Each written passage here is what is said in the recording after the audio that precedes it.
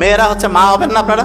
তার আগে তো হচ্ছে নিজে মেয়ে ছিলেন, তারপরে বউ হবেন। আমি একটা জিনিস বলি, একটা ফর্মুলা, এই যে লাস্ট বেঞ্চ, একটা ফর্মুলা দিছে, একদম নাম্বার 1 হবেন, সেটাকে আমি বলি। আমি আমার ছোট বোনকে দিছি, এবং সে তার যে শ্বশুর বাড়িতে, তার আমার ছোট বোনের যে শ্বশুর, উনি যখন পৃথিবী থেকে বিদায় নেন, তালই উনি কিন্তু ওনার পৃথিবী থেকে যাওয়ার আগে ওনাকে সার্টিফিকেট দিয়ে গেছে যে এরকম বৌমা পাই নাই, এবং আমাকে বসায় বলছে, আমি সত্যি কথা বলছি। ওর যে হাজব্যান্ড, সে আমাকে বলতেছে আপনার বোন এত ভালো। আমি কিন্তু নিজের বোনের প্রশংসা করছি না, সত্যিটা বলছি। আমি জানি আমার বোন অতটা ভালো না, অন্তত আমার সাথে না। সে ভাইয়ের সাথে খোঁচর মোচর, আমি জানি, এটা আন্তরিকতা। তা ও কয় যে সারা দুনিয়ায় ভালো, ঠিক আছে, আমি এটা পছন্দ করি। আমি জানি ও সারা জীবন আমাকে ডিস্টার্ব দেয়, আমার ছোট বোন, তাই এটা আমি এনজয় করি, কোনো সমস্যা নেই। ও আমার খুব বড় ক্রিটিক্স।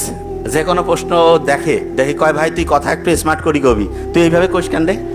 আসলে আমি যখন ইমোশনাল হয়ে যাই, তখন দেখা যায় আমার রংপুরের নীলফামারী ডোমারের যে লোকাল ল্যাঙ্গুয়েজ, এটা অটোমেটিক চলে আসে এবং ন্যাচারাল। আমি যেটা সত্যি, আমি বাসা থেকে শুরু করে আমার ফ্যামিলি, আব্বা আম্মা, ভাই বোন, আমার ওয়াইফ, বাচ্চা, সবার ক্ষেত্রে, আমার অফিস স্টাফ যারা, সবাই জানে, মানে যেটা আমি বলতেছি একদম রিয়াল।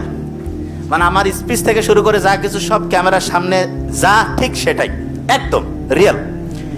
এই যে লাস্ট বেঞ্চ, যে জিনিসটা বলতেছিলাম, তা আপনারা মেয়ে হিসাবে খুব অসাধারণ হবেন। একটা জিনিস খেয়াল রাখবেন, আপনি যখন বিয়ে হওয়ার পরে অবশ্যই এই জিনিসটা মাথায় রাখবেন, আপনার হাজবেন্ডের যে মা বাবা এবং ভাই বোন, তাদের সাথে সুসম্পর্ক রাখবেন। এইটা আপনার জন্য গেম চেঞ্জিং হবে। আমি আপনাকে বললাম, আপনার প্রথমে মনে হইতে পারে এটা লস, এটা ইনভেস্টমেন্ট, সত্যি কথা, এবং এটা আপনার জন্য লাইফ চেঞ্জিং হবে। যে জায়গায় আমি বলছি এটা অবশ্যই করবেন, পরিবারগুলো অসাধারণ হবে। যে জায়গায় বলছিলাম মেয়েরা কেন পাওয়ারফুল, আপনি কি জানেন আপনার যে সন্তানের বৈশিষ্ট্য, এর 90% মেয়েদের কাছ থেকে আসে। কত পার্সেন্ট? ছেলেরা কিন্তু অনেকে জানে না, এখন 90% মেয়েদের আসে। তার মানে সন্তানটা ভালো হইলেও বৈশিষ্ট্যটা প্রধানত কার কাছ থেকে আসছে? তাহলে আমাদের যে বৈশিষ্ট্য, এটা প্রধানত কি আমার আব্বার জন্য না মায়ের জন্য? এই জন্য রত্নগর্ভা মা। হ্যাঁ, আব্বার অত কিন্তু রত্নগর্ভা মানে যদি হবেই না, মানে আমি জাস্ট বোঝার জন্য বলছি, ওরকম নাই, ঠিক না? রত্নগর্ভা মা আছে কেন? কারণ আসলে সাইন্টিফিক্যালি দেখা গিয়েছে মেয়ে, একটা সন্তানের 90% হচ্ছে মা। এবং নেপোলিয়নের ওই কথা জানেন তো আপনারা, যে শিক্ষিত মা দাও শিক্ষিত জাতি দিব, কয় নাই কিন্তু শিক্ষিত আব্বা দাও শিক্ষিত জাতি দিব। তার মানে মায়ের গুরুত্ব অন্যরকম।